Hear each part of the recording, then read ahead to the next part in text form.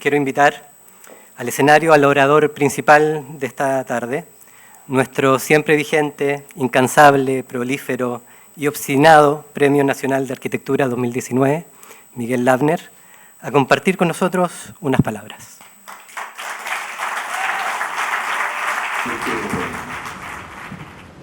Aquí diciendo que como ocurre en actos solemnes como este, he venido a esta reunión portando la piedra que le tallé a mi mujer Anita mientras estaba en Dawson, porque es una manera de que ella nos esté acompañando también hoy día.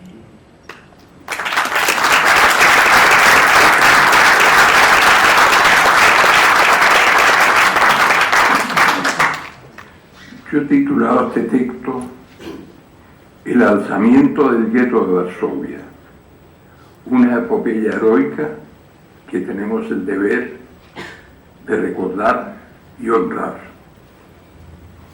Es importante recordar que mañana, 19 de abril de 2023, pero 80 años atrás, el año 1943, los judíos internados en el gueto de Varsovia resolvieron iniciar justamente en los días de Pesaj el alzamiento contra el brutal exterminio del cual estaban siendo víctimas.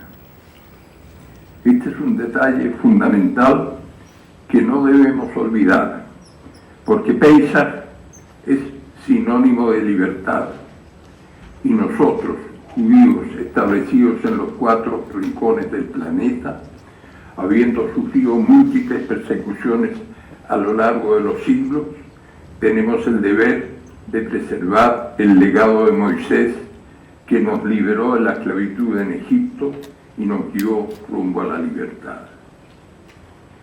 Polonia fue el país que el régimen nazi eligió para comenzar a experimentar el exterminio masivo de los judíos, conforme a las infames leyes de Nuremberg impuestas por Hitler en diciembre de 1933, según las cuales se impuso a los judíos el uso obligatorio de un brazalete blanco con la estrella de David en azul, a lo cual se añadió la prohibición de usar el transporte público, la asistencia a restaurantes y la exclusión de estudiar algunas profesiones.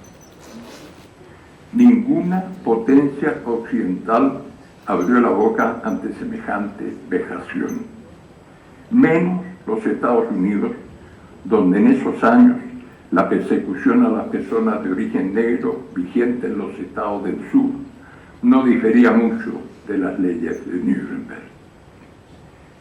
Escribo hoy estas líneas en pleno siglo XXI y aún me estremezco de constatar que el odio pudo haber concebido el exterminio masivo de familias completas solo por su condición racial. Digamos que la familia completa de un hermano de mi madre, mi tío David Steinman, residente en Kamensk-Podolsk, una aldea ucraniana próxima a la frontera con Polonia, una vez iniciada la invasión nazi, se negó a obedecer la orden de evacuación impartida por el gobierno soviético. Aduciendo a sus hermanas que no era verídico el cuento sobre la maldad de los alemanes. Inmediatamente después de la conquista de dicha aldea por las tropas invasoras, los propios ucranianos marcaron con tiza las viviendas de las familias judías que aún permanecían en el lugar. Mi tío David, su mujer y sus 2 pequeños hijos fueron detenidos y enviados a los campos de exterminio, donde se perdió todo rastro de ellos. Tras el fin de la guerra, fueron inútiles los esfuerzos de mi madre por averiguar el destino de sus familiares, recorriendo infructuosamente las agencias internacionales preocupadas por los reencuentros familiares. Al comienzo de la internación de las familias judías en el gueto de Varsovia, nadie podía sospechar su destino final. Y no obstante el hacinamiento y las enormes limitaciones de todo tipo, los judíos se esforzaron por conservar una vida con algún grado de normalidad. Mantuvieron sus ritos religiosos. La lectura de la Torá nunca fue seguida con mayor respeto. Tenían severas restricciones de luz y de gas, pero organizaron escuelas para la enseñanza de los niños. Imprimieron pequeños diarios y revistas en hebreo y en yiddish. Crearon una biblioteca y llevaron a cabo conciertos de piano y de violín. Editaban 2 semanarios, Der Wecker y Jugendstimme, y 4 revistas mensuales. Los trotskistas, por su parte, difundían el periódico Sorbonne Standard, que salió hasta los últimos días de la sublevación. Digamos que el gueto se transformó en un oasis de fe en los valores esenciales de la vida, coexistiendo milagrosamente en medio de la barbarie impuesta por el régimen nazi.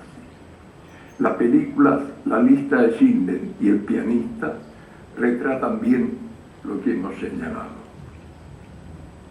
Como hemos escuchado, después de las grandes deportaciones de fines de 1942, ya no había duda. Todos sufrirían la misma suerte y quienes aún permanecían en el lugar comenzaron a organizarse para ofrecer resistencia armada. Marek Edelman, dirigente de apenas 24 años, que sobrevivió a la guerra, escribió sus memorias contenidas en un libro titulado El gueto lucha. Ahí recordaba que con esa alta moral de combate conmemoraron incluso el 1 de mayo entonando las estrofas de la Internacional. Todos los habitantes del gueto participaron en la rebelión, escondiéndose en búnkeres, sótanos y áticos previamente preparados. Las posiciones de los combatientes estaban situadas en distintos lugares del gueto. Al arreciar la lucha y ante la dificultad de obligar a los judíos a abandonar sus escondites, los alemanes comenzaron a incendiar los edificios en forma sistemática, convirtiendo al gueto en una trampa ardiente. Los niños jugaron un gran papel. Pequeños y ágiles cavaban orificios bajo los cimientos, consiguiendo alimentos y pertrechos de guerra desde el exterior. Una vez iniciada la rebelión, la lucha armada se prolongó cerca de un mes hasta que los alemanes lograron aplastar toda resistencia, una vez que los judíos agotaron sus municiones. La mayoría de los judíos sobrevivientes fueron arrestados y fusilados. Unos pocos lograron huir por las alcantarillas. Como represalia, el 15 de mayo, los alemanes dinamitaron una sinagoga.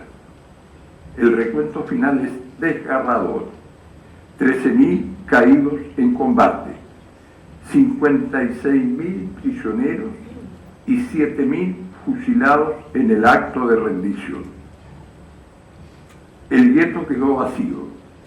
Tras un mes de resistencia heroica, la rebelión fue aplastada y todos sus edificios quemados y demolidos hasta los cimientos. Esta fórmula demencial de pretender borrar la historia por vía de demoler edificios, Hitler la repitió en Varsovia un año más tarde, cuando en julio de 1944 el Ejército Rojo llegó a la ribera oriental del río Vístula, que separa a Varsovia en 2 sectores. En este caso, se trató de un levantamiento impulsado por las fuerzas polacas afines a los aliados, intentando crear un poder político capaz de dialogar con los soviéticos en la formación de un gobierno democrático.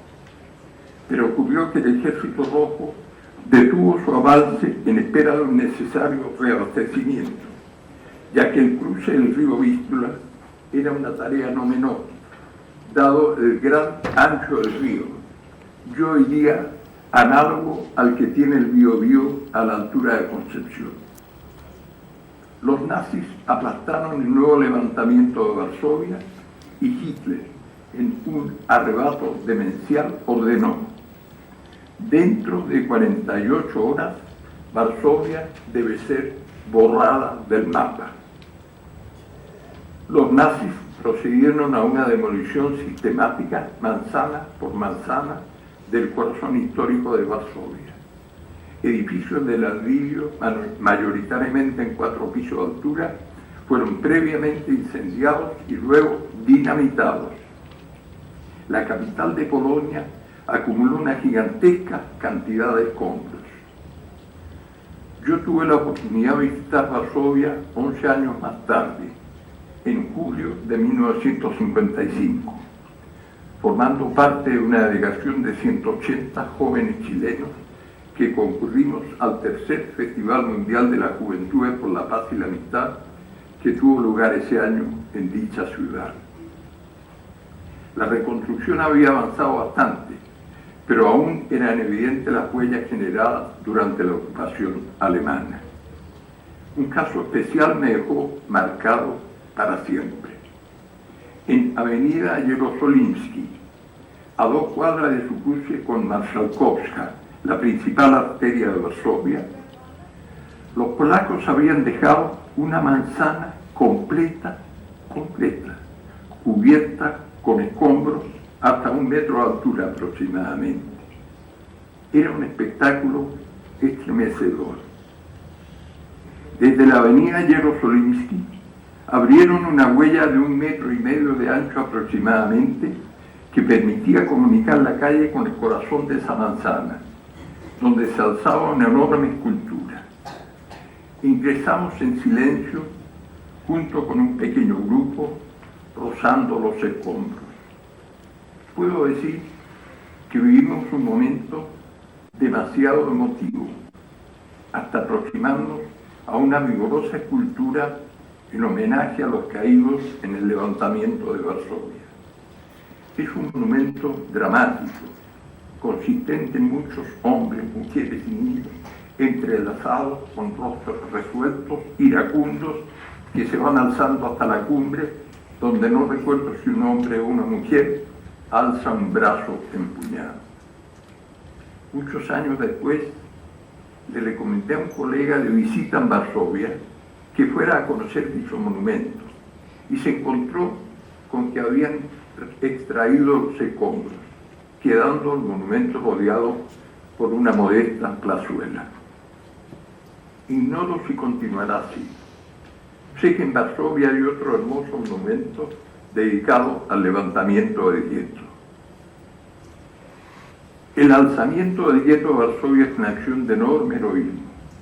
Un pequeño grupo de hombres, mujeres y niños, jóvenes y ancianos, empuñaron cuanta arma auténtica o artesanal tenían a mano para enfrentar a la más poderosa máquina de guerra existente hasta entonces, y los mantuvieron a raya durante 1 mes. Nadie en todos los países europeos ocupados por Alemania hasta entonces los había enfrentado en plan de guerra.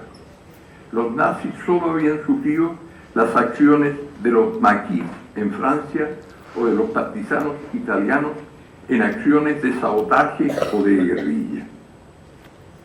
Por todo eso, el alzamiento del gueto de Varsovia es una acción que tenemos la obligación de valorar y recordar, particularmente en estos días, cuando el negacionismo crece y se multiplica en muchos países, especialmente europeos.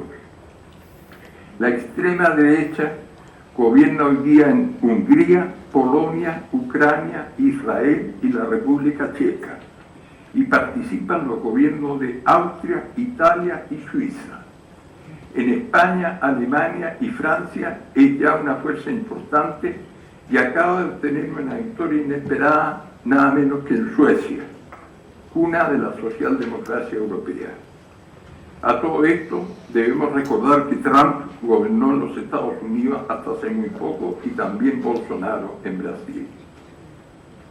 Es un panorama muy peligroso para los valores democráticos que los pueblos y los gobiernos del mundo entero intentaron preservar para siempre a raíz de lo ocurrido durante la Segunda Guerra Mundial, mediante la creación de la Organización de las Naciones Unidas en 1946 y la Declaración Universal de los Derechos Humanos en 1948. Han transcurrido 75 años desde entonces, y hoy día proliferan movimientos negacionistas de valores y principios que creíamos impuestos para siempre. La guerra en Ucrania es un ejemplo elocuente en este sentido. El gobierno democrático es depuesto mediante un sangriento golpe de Estado en 2014 y asumen personeros con pleno respaldo de organizaciones de corte fascista como Svoboda, Libertad, agrupación de un nacionalismo fanático cuyo lema es Ucrania sobre todo, que no difiere nada del lema de los nazis, Deutschen über alles, Alemania sobre todo. Más aún, dos siniestros personajes ucranianos, Stepan Bandera y Roman Shukhevich, cómplices de las tropas nazis cuando invadieron Ucrania, ya que comandaron batallones integrados por fascistas ucranianos uniéndose a la invasión nazi a la Unión Soviética, son venerados como héroes en la Ucrania de hoy. Tampoco debemos olvidar que la Organización de Nacionalistas Ucranianos, OUN, comandada por el mismo Bandera, fue causante directa del asesinato de más de 100.000 ciudadanos de Ucrania y Polonia, la mayoría de los cuales eran judíos. En Hungría y Polonia, sus gobiernos autoritarios han hecho política de Estado de la homofobia y a cada instante asoma el antisemitismo. Lo mismo ocurre con el partido Vox en España y la agrupación fascista Amanecer Dorado en Grecia, que incluso utiliza el saludo nazi. Partidos europeos que defienden el legado de regímenes liberticistas y genocidas, como el Partido Nacional Democrático Alemán, NPD, Amanecer Dorado en Grecia o Jobbik en Hungría, son claramente neofascistas. A esta situación política tan lamentable como peligrosa, debemos añadir el reciente resultado electoral en Israel, con la conformación de un gobierno integrado por agrupaciones religiosas fanáticas dispuestas a consolidar la ocupación ilegal de territorios en la Cisjordania. Y, comillas, cito aquí un texto, empeorar progresivamente las condiciones de vida de los palestinos para eventualmente no dejarles otra opción que el desplazamiento o verse sometidos a la condición de extranjeros en su propia tierra. Es una suerte de genocidio en cámara lenta. Cierre de comillas. También en Chile, como consecuencia del rechazo abrumador del proyecto de nueva Constitución y la composición del actual Parlamento, se ha generado un cuadro político alarmante, caracterizado por el negacionismo de los horribles crímenes cometidos por la dictadura cívico-militar, justamente cuando se cumplen 50 años del golpe militar que acabó con el gobierno de Allende. Días atrás, José Antonio Kast, líder del Partido Republicano, afirmó que, comillas, en la dictadura se hicieron elecciones democráticas y, comillas, no se encerró a los opositores políticos. No se encerró a los opositores políticos. Se les asesinó, se desapareció. Por su parte, el diputado Johannes Kaiser, de frecuentes exabruptos en el Parlamento, se permitió afirmar desafiante: el golpe de Estado fue justo y necesario, y que otro día señaló públicamente: no fue buena idea el derecho a voto de las mujeres. Recordemos que 60 acaudalados personeros publicaron días atrás un inserto en el Mercurio afirmando que, comillas, Pinochet salvó a Chile de una dictadura comunista. Cierre de comillas. Estas declaraciones no han tenido, a mi juicio, el rechazo categórico y masivo que se merecen, como que el país comienza a resignarse a admitir semejantes afirmaciones. Recordemos, por el contrario, que durante su último gobierno, Piñera designó un día jueves como ministro de Cultura a Mauricio Rojas, quien se permitió afirmar que este Museo de la Memoria entregaba una visión sesgada de la historia. Estas declaraciones causaron una verdadera alarma nacional y 2 días después se reunieron 20.000 personas colmando la explanada de este museo, donde los más connotados artistas intelectuales chilenos repudiaron dichas declaraciones, ofreciendo su pleno respaldo al museo. Al día siguiente, Piñera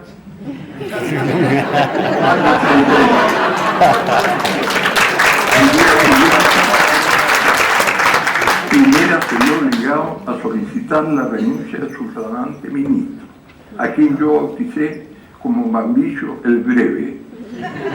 En cambio, ahora, declaraciones o acciones tanto o más graves que las emitidas por Rojas no merecen reacción pública casi ninguna. Para colmo de males, por vía del eco desmesurado que le otorgan la televisión y las redes sociales, la seguridad pública se ha transformado en el eje de toda la política nacional. El Parlamento tramitó en horas un irresponsable proyecto de ley que le otorga a la policía verdadera impunidad para reprimir cualquier manifestación pública. Se trata de la ley Naim Retamal, proyecto que tuvo su origen en la muerte de 2 agentes policiales y que la ministra Vallejo calificó muy acertadamente como la ley del gatillo fácil. El fanatismo de los sectores reaccionarios ha llegado a tal extremo que un parlamentario de derecha se permitió poner en duda públicamente que la senadora Fabiola Campillar hubiera quedado ciega tras haber recibido en su rostro una bomba lacrimógena de Carabineros. En fin, si hemos entrado en estos temas es porque el mundo actual comienza a parecerse demasiado a los años previos a la Segunda Guerra Mundial, cuando la indiferencia a las potencias occidentales, declarando la política de no intervención en la Guerra Civil Española, permitieron que los fascistas de ese país masacraran al gobierno republicano con el apoyo abierto de la Alemania nazi y la Italia fascista. El alzamiento del gueto de Varsovia es un ejemplo admirable que nos enseña a no permanecer indiferentes cuando comienzan atentados tan flagrantes contra los derechos humanos. Este puñado de judíos libraron una batalla heroica, enfrentando a la máquina de guerra más poderosa existente hasta entonces, para que nosotros, depositarios de ese justo mensaje, sepamos que nada, absolutamente nada, nunca puede justificar nuestra indiferencia ante crímenes de lesa humanidad. Me parece pertinente concluir este documento con la respuesta que el inmenso Noam Chomsky le dio a un periodista quien le formuló la siguiente pregunta: ¿es tan importante el papel del pasado para comprender el presente? Y Chomsky responde: olvidar el pasado significa olvidar el futuro. Olvidar el pasado significa olvidar el futuro. Honor eterno a los hombres, mujeres, ancianos y niños judíos que se alzaron en el gueto de Varsovia, enseñándonos la única ruta que tenemos la obligación de seguir cuando están en riesgo los valores democráticos esenciales. Muchas gracias.